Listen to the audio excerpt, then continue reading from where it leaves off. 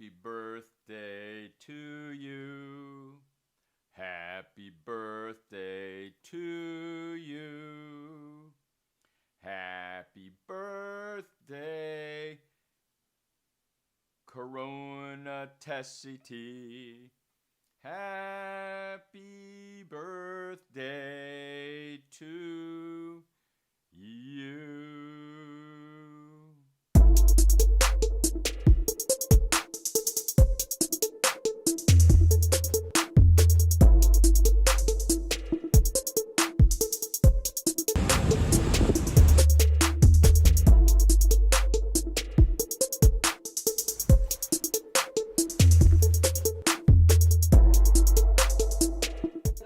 That are making you smile during these challenging times. Share them with us on social. Use the hashtag NBCCT, or you can send us an email anytime at shareit@nbcconnecticut.com.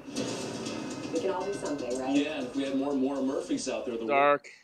We're a little late, but we're going to get set up. But I wanted to go through this with everyone so that way you can kind of see how a zone is set up, right? What you need to remember, I'm going to flip it, is there are infectious zones and there are non-infectious zones. Good morning, Gina. Good morning. All right. So this is what we call the hot zone, right? A car pulls up here. We have a tarp here protecting the ground. Frankly, that's just for our building people. I don't think it's for anyone else. The whole thing of the ground and viruses, and listen, you can spray the ground with chlorine if you want. You spray the tarp with chlorine. You let it dry, you'll be okay. That's a hot zone. These are our racks, okay? This is our biohazard, and this is our sample bin filled with ice, okay? Sample filled with ice, okay? Welcome, Feed Me Mommy Googaga. I don't know who that is, but anyways, we got a garbage, right? This is a hot zone, okay? This is a semi-hot zone. So over here, cars come, they park, all right? We interview them, all right? When we interview them, people are in Tyvek suits. They're not touching people. Most people have to have the window up, fit mask on, window up, mask on. We have a runner in the background by the woods there who is well then far enough away from the hot zone. And cars queue this way, like this. We got one right now, so I better let you guys go. Okay, bye. So there you have it. There you have it. March 9th. March 9th, 2020. March 9th, 2020 was the day that we started testing. I just give you a little snippet of our testing setup in Stanford. I am downloading all of our videos. Oh, look at that. I went right into it. This is Dr. Murphy Medical Associates and our team at CoronaTestCT.com. Happy birthday. Happy birthday, CoronaTestCT.com. You were the tip of the spear, and you still are the tip of the spear. Subject of all the arrows, subject of all the attacks. When all we really wanted to do was protect CT. Well, I want to thank all of you. Hopefully you watched a little bit of these videos. I think it's something very, very interesting that you need to remember. We're a year older. And we are now a year wiser. We are now a year wiser here at CoronaTestCT.com. And at Murphy's Medical Minute, we're barely a minute old. But I'm going to take all of the wisdom that I gained over this last year, testing, treating, isolating, and tracing patients, and I'm going to give it to you. You. That's right, you, my viewers, so you can learn and get through this. What you need to remember about Murphy is that there's a whole lot under the hood, not just COVID testing. Not just COVID testing, that's right. But I want to distill the year's worth of learning for you, and I'm going to do this over a series of podcasts and videocasts here on YouTube, as well as on Periscope and wherever else I am. I begin to download the Periscope videos, and man, this is reams and reams of data that I want to share with you guys, some of the things that we've learned. A couple of highlights. First off, CoronaTestCT.com has had over 100 120,000 encounters. 120,000 encounters. We have tested tens of thousands of patients at CoronaTestCT.com. Tens of thousands of patients. On top of this, we have also not sent a single bill to a patient.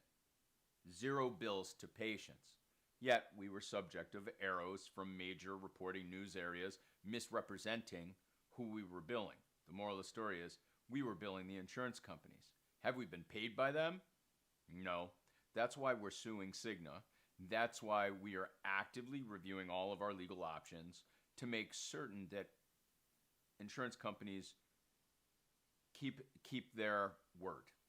Keep their word. It's very important that they keep their word. So today I have a little treat for all of you. I'm going to go through and beta test my broadcasting software on this anniversary at CoronaTestCT.com. It's CoronaTestCT.com. It's been 1 year. We've been testing drive-thrus. We've been testing walk-throughs. We've been testing car hops and in offices with safe aeration, with safe ventilation. So I want to give you guys a little tidbit, a little, I guess, primer on what we have learned, what we've learned. It kind of lessons from the field after a full year. Lessons from the field after a full year. So let's see what we got here. Let's see if I can get it set for you. Okay, here we go. Lessons from year one. Lessons from year one. Now, I think what's important for you guys to understand is the following. 12 months in the field does something to you. It does something to you.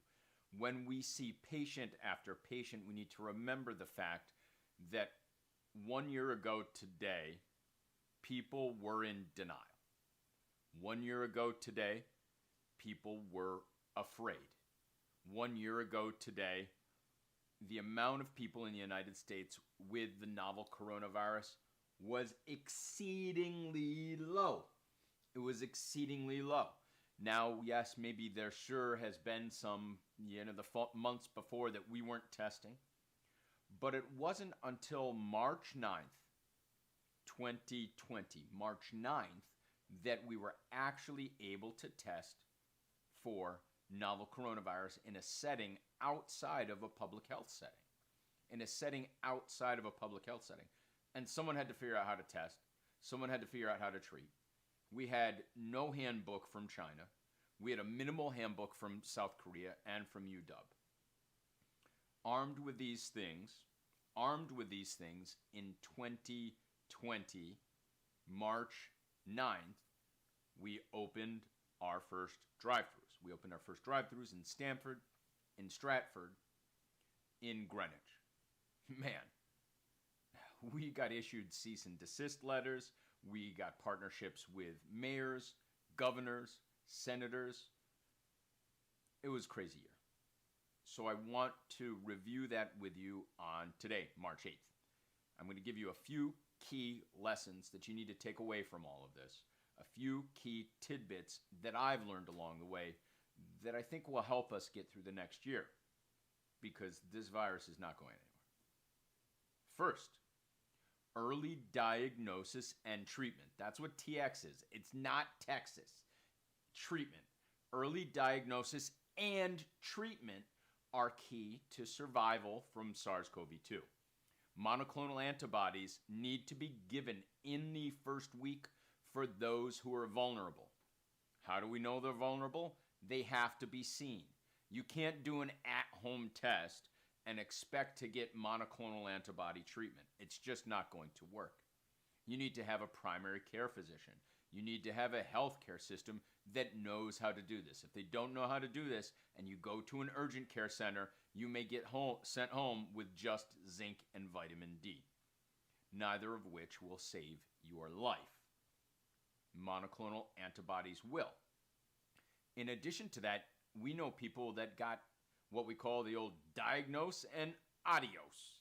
diagnose, and adios. You've got COVID, have a nice day, go hydrate and take some chicken soup.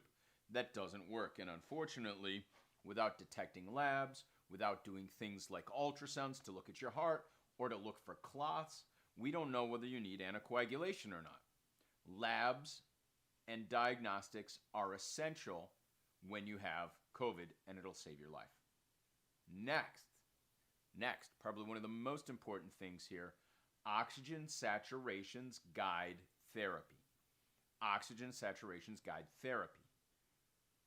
If your oxygen saturation is under 94%, if it's under 94%, then evasive maneuvers need to happen. Emergency maneuvers need to happen. We have to regularly check oxygen saturations. One of the best things you can buy for yourself now on Amazon is a pulse oximeter. In the early days of the pandemic, we couldn't get pulse oximeters. People who had COVID had to stay home. So Amazon was our friend. We would have them get Amazon pulse oximeters. And in fact, there was actually a device in the App Store which allowed you to check oxygen saturation. The correlation was not perfect, but it was good enough in the very beginning. It was good enough in the very beginning. We now know the best thing you can buy for yourself and in your home is to have a pulse oximeter. Buy a pulse oximeter, get outside and walk. Exercise, oxygen, vitamin D are the best keys to survive from an infection. Add with that monoclonal antibodies and early diagnostics, and you will get through your coronavirus infection. You're going to get through your acute phase. There's no doubt about it. But what it requires is all of healthcare. Healthcare can't be hunkered down. You can't have private practices going out of business. You can't have health systems deciding to take care of those who have a higher payer mix. You can't do that. Why? Well, if insurance companies pay and everyone does the right thing, everyone gets cared for equally. But as Dr. Noseworthy of the Mayo Clinic unfortunately admitted, but truthfully admitted, the Mayo selected for patients that had better insurance. The Mayo cared for patients who had better insurance. Why? Because it's the only way they could keep their doors open. So a couple of keys here are that we cannot put private practices out of business. They are our most efficient, cost-effective way to treat the novel coronavirus. Most effective, cost-efficient way to treat the novel coronavirus. Primary care. That, end of story. No other way around it. So I'm going to encourage you again. Get an early diagnosis. Get your laboratories taken care of. Make sure your vitamin D levels are okay.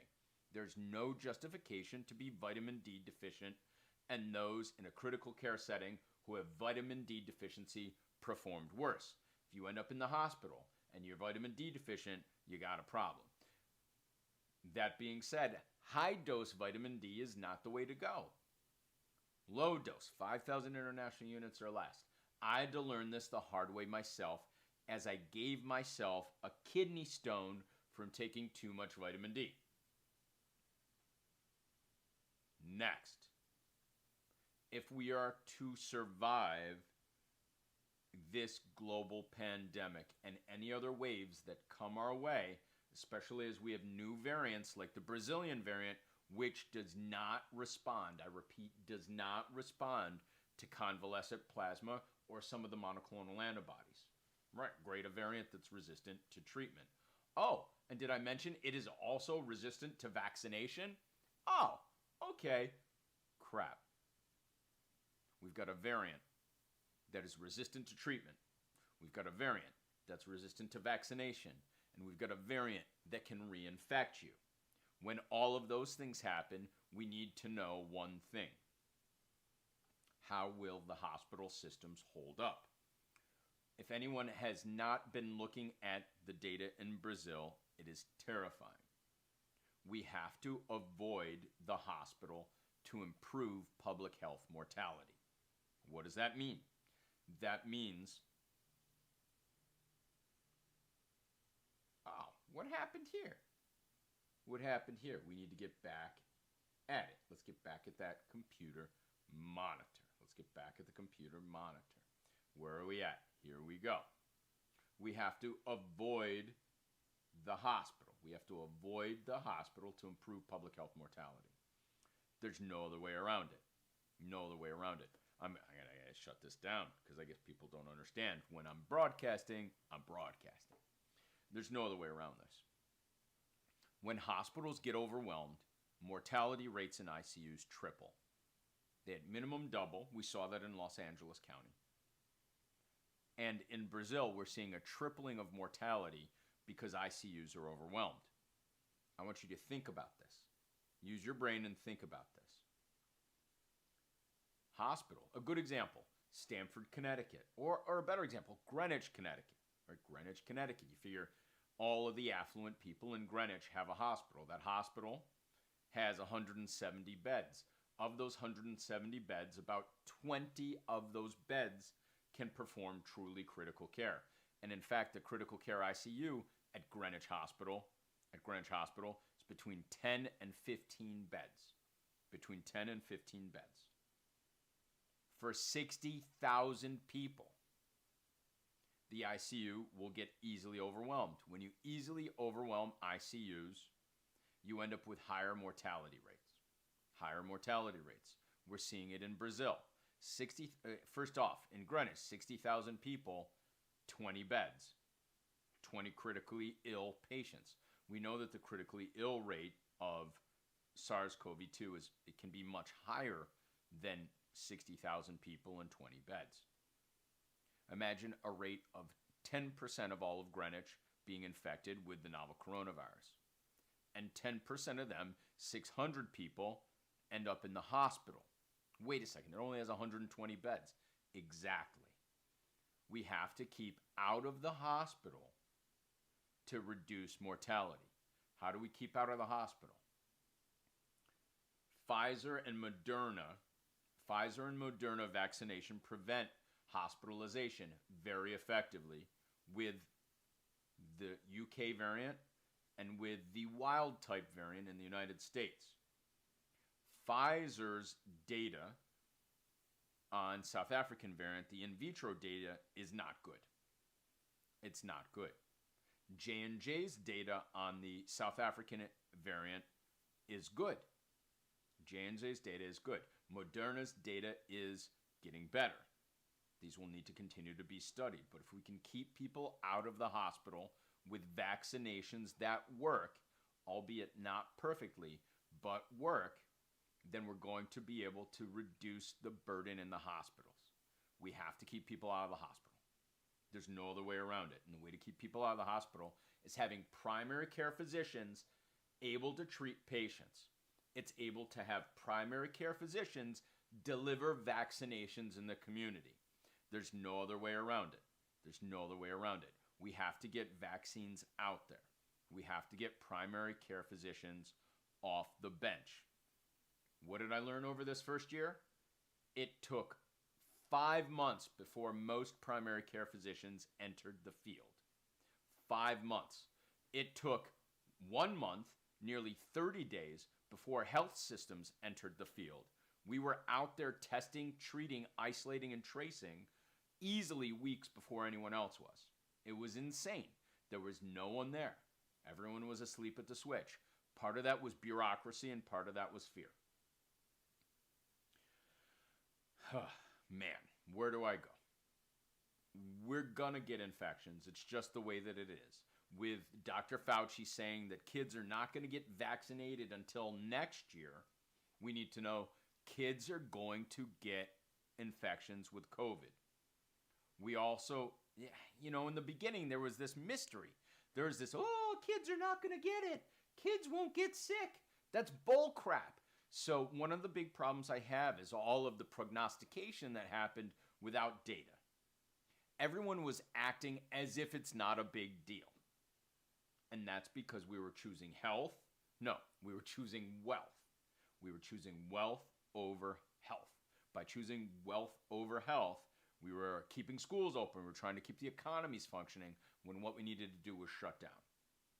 From what we've gleaned from the UK data, we know that infections with coronavirus are not like infections with the common cold. And unfortunately, that was also true in kids. Despite what all the public health prognostication was, long COVID affects kids. Approximately 13% of kids under 11 have symptoms a month out. That number goes up to 15% when you go with kids from 12 to 16. All of these kids are in my sweet spot. It's my kids. In addition to that, between 20 and 40% of all adults have symptoms a month out. We're seeing it. Our long COVID clinic is growing and growing day by day. Our long COVID clinic is growing day by day. And it's not just routine physical rehab for the patients that get deconditioning in the ICU. The majority of long COVID patients had outpatient care and never touched a hospital, never were ventilated, never were prone positioned. And we're finding some striking issues that need to be treated. It's going to affect kids. If we have more COVID in this country, we are going to have more kids with long COVID. And that is devastatingly, painfully recognizable now. A year out, long COVID affects kids. In the beginning, we didn't even know what long COVID was. After a few months, post-COVID syndrome became evident. And after 6 months, we needed to find ways to treat it. Treat the mast cell activation stuff. Treat the autonomic dysfunction, the postural orthostatic tachycardia syndromes. We needed to treat those things. We needed to recognize that the Lyme doctors really were onto something here. And if we have chronic Lyme syndrome, post-COVID syndrome is chronic Lyme syndrome on steroids. And for it to affect our kids, devastating. One of the biggest takeaways I think that we have with all of this is that our underserved continue to suffer. Precipitously lower rates of vaccination in the underserved communities. Precipitously lower rates of vaccination. Precipitously lower rates of primary care service in our underserved communities.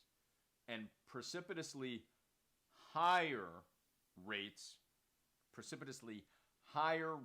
of morbidity and mortality in those with underserved communities. These are people of color. These are people of lower socioeconomic status. It is an atrocity here. But even worse than that is the fact that people of color and our underserved communities are those who need to work the most. They can't afford to quarantine. They can't afford to isolate. They can't afford to socially distance themselves from others. And by refusing to pay, places such as the Mayo Clinic, where Dr. Noseworthy said we have to skew our care towards those who can pay for the care, make this worse. I'm hopeful that President Biden changes that. But by steering all of that money to federally qualified health centers, you cut off primary care physicians at the knees. By steering that money to hospital systems which buy primary care practices, you drive up the cost of care, resulting in a further exacerbation of hurting those who need the care the most. That's got to be fixed. It's got to be fixed. It's got to be recognized. We have to have a pivot here. We have to care for those who need it most. And at CoronaTestCT.com, for 1 year, we haven't billed anyone. We've cared for tens of thousands of patients that don't have insurance. We haven't sent them a bill.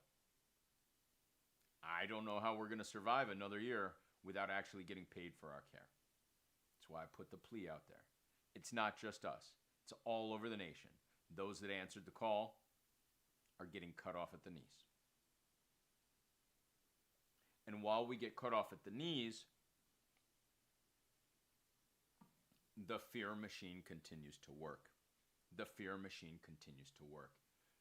Unfortunately, one of the biggest engines in the fear machine is that of the press. A year in, I learned something that I really didn't pay attention to before. The press as a whole, media as a whole, generally chooses fear and anger as a motivator. They use fear and anger as a motivator for reading the news. I like to say reading the news, where a lot of pundits will say creating clickbait. Why? It's simple. It's simple. Advertisers pay for eyeballs. Advertisers pay for eyeballs. Those companies that have the greatest discretionary spending pay for advertising. And in this case, insurance companies pay for advertising. That advertising keeps media afloat. The advertising keeps media afloat.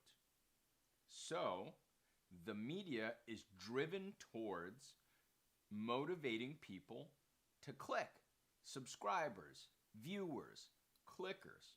And what are the biggest motivating factors to read the news or to click through the news?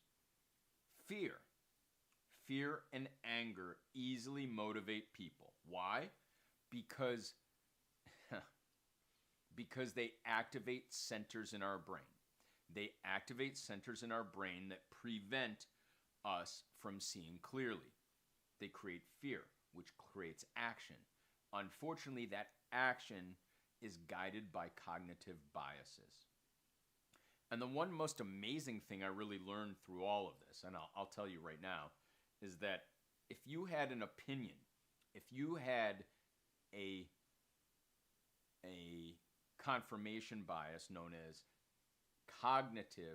a cognitive bias known as confirmation bias, you cherry-picked the news, especially when you were afraid, and you continued to cherry-pick over and over and over again. Some examples of cherry-picking. You ready for this? Doctors are greedy and rich. That's insane. Doctors are going broke day by day. They're going out of business. Hospitals are shuttering in remote areas. Right, let's click that bias, right? Click the bias. You ready for this? Health insurances are getting screwed by doctors. Wrong, it's the other way around. Look, open your eyes. Insurers are making record profits while doctors are shuttering their doors. What does the press do? They take the side of their advertisers. Why? Because it'll make them more money, which will lead to more ads, which will lead to editors choosing articles that enhance cognitive biases. And in this case, confirmation biases. Oh, let me click that. Let me click that. It's horrible. It's horrible. And we have to recognize these cognitive biases. We also have to recognize the following. Cognitive biases are made, they're multiplied legion worse when there is fear. So now you have this imbroglio over the last year, right? Fear. If you don't trust the government, click, click, click, you don't trust them anymore. You're worried that vaccines are going to alter your DNA. You're worried that vaccines are going to make you sterile. You are worried that new pharmaceutical agents are going to kill you. You're worried that the FDA is slow walking ivermectin. You are worried, we could go on and on here. But one of the worst things that has happened throughout this pandemic is that we've learned to hate each other more. Why? Because of fear. To quote my good friend, Master Yoda, fear leads to anger. Anger to hate. Hate to suffering. Hate to suffering.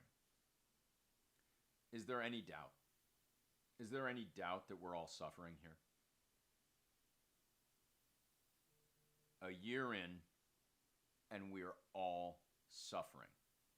We see the light at the end of the tunnel, and we are hoping and praying that that light is not the damn 4 train.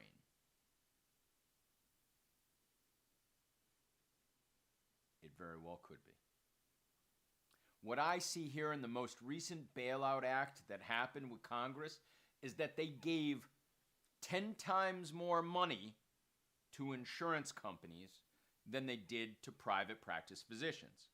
10 times more money, maybe even more than that, to insurance companies. Why? Why? Tell me why. So that way the insurance companies could pay for testing. So that way the insurance companies could pay for testing. Well, guess what? They're not paying for testing, and they're making record profits. How bad is it? Let me tell you how bad it is. Health and Human Services had to put out a statement saying the following. Insurance companies, you cannot use your chicanery, prior authorizations, or medical management requirements for coronavirus testing. For coronavirus testing. You cannot medically manage. Well, first off, you shouldn't be medically managing anyways because you're an insurance company. You need to leave the medical management to the medical practitioners, the doctors, the nurse practitioners, the PAs.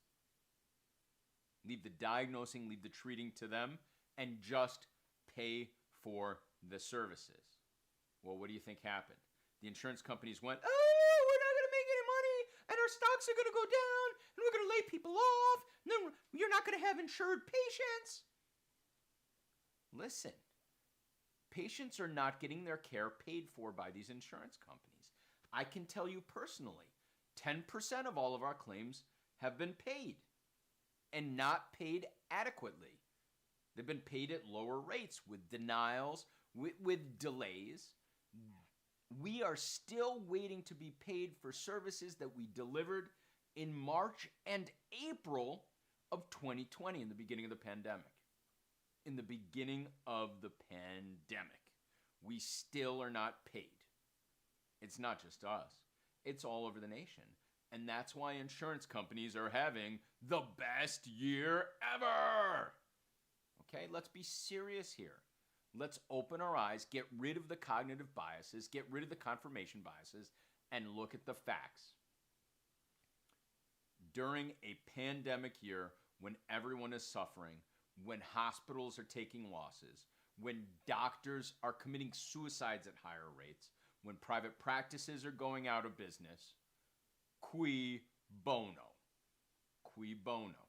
The answer is the insurance companies. So the solution is not to give them $48 billion. That's insane, and I have no clue how it happened, but I'm here to tell you right now, it's a loss. It's a loss for the nation as a whole, especially as insurance companies make their profits by not honoring to pay the people who provide the health care. As long as this continues, we're not going to get any better here. So it's, letting the insurance companies in charge of the healthcare system is a fool's errand. Letting them buy doctors' practices, fool's errand. Letting hospitals buy doctors' practices, it's just as bad. This is an insane strategy here to combat a pandemic. And trust me, the pandemic is not just coronavirus. It's obesity, it's hypertension, it's hyperlipidemia. It's dysmetabolism, which leads to heart attacks and strokes and cancers. We need to be serious here. There are higher rates of mortality in those who are obese and metabolically altered. The system we have is failing us. It's failing us. And if we can delude ourselves into thinking that COVID is going away, we may be able to delude ourselves that obesity is going away. It's not. It's not. And SARS-CoV-2 and COVID just light the fire of the underlying disease, which is obesity and dysmetabolism. And if we think we're going to get rid of COVID, virus is going to virus. Virus going to virus. There's no other way around it. Brazil is on fire, and a virus is going to virus. And when the Brazilian variant gets here, virus going to virus again. So we need to be serious. the variants will be here forever. Viruses mutate, RNA viruses mutate, and survival of the fittest exists. Variants that have mutations that enhance infectivity, that enhance immune escape, are going to become dominant. And for those people who say, oh, it's going to melt into a cold, it's going to take years before that happens. Years before that happens. And people who are obese are going to die. Elderly who are not immune are going to die. Elderly who received vaccination but cannot fight off novel variants that escape immunity are going to die. We must continue to develop treatments that work. We must continue to test, treat, isolate, and trace. If we can't do that effectively because insurance companies aren't paying, we need to have a different payer system. All of these things require funding to do. There's no free lunch. And when your mayor says there's free COVID testing, it's not free. Someone has to pay for testing, treating, isolating, and tracing. And right now, we're doing a poor job of it. People are choosing wealth over health on all fronts. We will lose if we continue to choose wealth over health. Health is wealth. Ask any affluent person.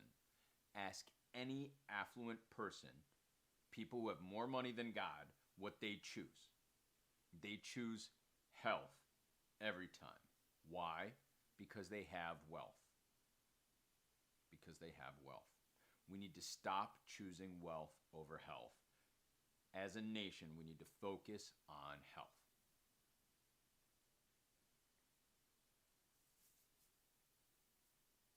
We currently have a serious situation at CoronaTestCT.com. Murphy Medical Associates has not been appropriately paid. We continue on the tip of the spear 1 year later in the same position we were 1 year ago today, putting our costs on credit cards because the government has failed to act. The government has failed at all levels to hold those responsible for paying accountable. But guess what? Guess what? We aren't leaving. We aren't leaving. I'm not leaving. I'm not leaving. Oh, guys. Listen, it has been 38 minutes of joy. I hope you guys learned a couple of things. I hope you picked up a bunch of tidbits. I hope you learned a lot here. Sorry, I apologize. Everyone and their brother is texting me, and I'm getting lots of messages. Lots and lots and lots of messages. I don't know how to thank all of you enough. Your support has been immense. It has been truly amazing. It's been amazing. It's been an amazing year. We have had hundreds of medical students. We have had hundreds of volunteers. We have had support from public health societies.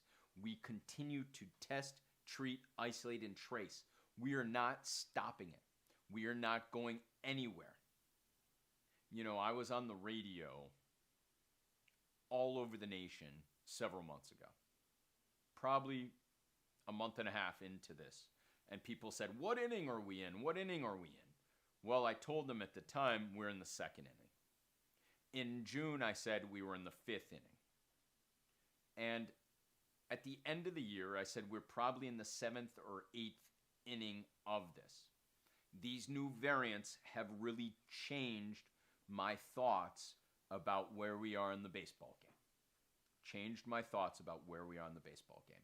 I'll tell you right now where we are in the baseball game. We're just in the seventh inning stretch.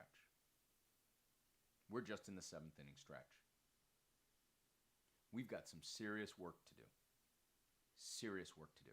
If kids are not going to get vaccinated until 2022, we have to improve ventilation in schools. No excuse. We have to watch our travel restrictions. We have to watch importation of the Brazilian variant that could ravage the United States. It could make defunct our monoclonal antibodies. It could make worthless our vaccinations. We have to watch travel restrictions. We have to keep windows open. We have to stay outside as much as we can.